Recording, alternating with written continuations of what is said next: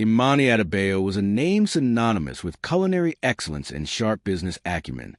As the CEO of Global Harvest International, a sprawling empire of upscale restaurants she had built from the ground up, she commanded respect in every boardroom and kitchen she graced. Her philosophy was simple. Success was built on two pillars: unparalleled quality and unwavering respect for every individual. Imani, a woman of color who had navigated a world that often tried to diminish her, held equality not just as a corporate policy, but as a deeply personal creed. Her life was a testament to breaking barriers, yet she knew the world still had many to dismantle. The initial stakes for Imani were the very soul of her company, its reputation, and the promise of a welcoming environment for all. Lately, disturbing whispers had reached her about the Lakeside Grill, one of Global Harvest's most prestigious and predominantly white patronized establishments. Reports hinted at a subtle yet persistent undercurrent of racial bias in its service. A stain Imani was determined to investigate herself. This wasn't just about business metrics. It was about the values she had painstakingly woven into the fabric of her organization. One crisp autumn evening, Imani shed her power suits and designer labels. Dressed in simple, unassuming clothes, she became just another face in the crowd, an ordinary woman seeking a quiet dinner. This was the inciting incident, her decision to go undercover, to see the unvarnished truth with her own eyes. She arrived at the Lakeside Grill. The opulent decor and hushed ambience were exactly as she designed, but the welcome was not. The young white hostess, Jessica, offered a practiced, insincere smile that didn't quite reach her eyes. "Table for one?" Jessica asked, her gaze flicking over Imani with a dismissive air. "Yes, please," Imani replied warmly. Jessica tapped at her monitor for an exaggerated moment. It seems we're fully booked tonight. Perhaps a reservation?" She trailed off, even as Imani noted several empty, unreserved tables gleaming under the soft lights. Just then, a white couple walked in, no reservation mentioned, and were immediately guided to a prime spot. Imani, calm but resolute, stated, "I don't mind waiting." This was the first plot point. She had crossed the threshold, choosing to confront whatever lay ahead rather than turn away. Annoyance flickered across Jessica's face before she masked it.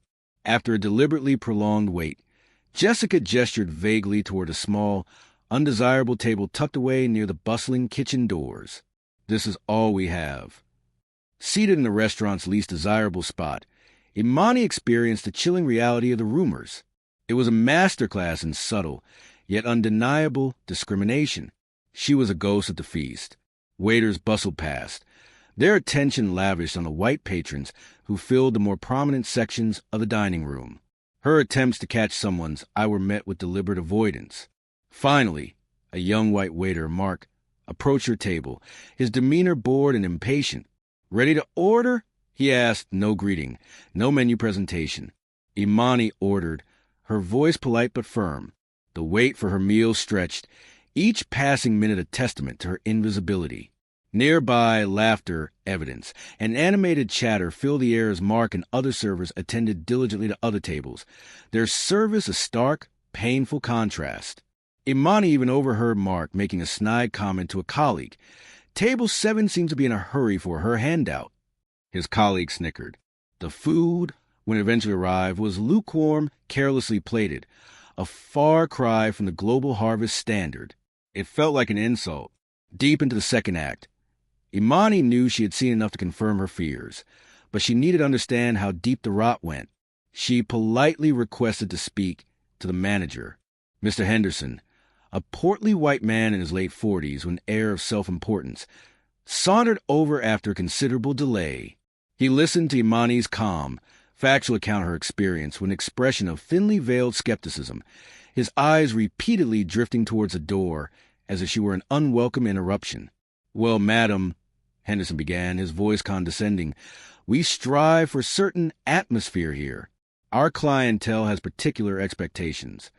He paused, then delivered a line that made Imani's blood run cold. "Frankly, your continued presence doesn't quite align with the image we cultivate. Perhaps another of our group's more diverse locations might be a better fit for you." His implication was clear, and it was ugly. The tension was palpable, A confrontation was inevitable. Imani looked directly into Mr. Henderson's eyes, her own calm but piercing. "Are you suggesting, Mr. Henderson, that I am unwelcome in this establishment, an establishment I happen to own, because of the color of my skin?" Henderson, misinterpreting her composure for weakness, perhaps even emboldened by years of unchecked privilege, scoffed. "Let's just say our standards are very particular, and right now, you're not meeting them. I'll have to ask you to leave." A profound shift occurred in Imani. The quiet observer vanished, replaced by the formidable CEO. She stood slowly. Her voice, though still measured, now carried an undeniable weight of authority that silenced the nearby tables. "My standards are particular too, Mr. Henderson. Standards of decency, integrity, and absolute equality. Values upon which I built this entire global company. Values you have not only forgotten but have grotesquely betrayed." She reached into her simple handbag and pulled out her phone. It wasn't the latest model, but it made Henderson's eyes widen slightly as she speed-dialed. "Daniel." Her voice was crisp. "It's Imani Adebayo. I am currently at your Lakeside Grill. I require your presence here. Immediately." The silence that followed was thick with dawning horror for Henderson and the surrounding staff who had witnessed the exchange.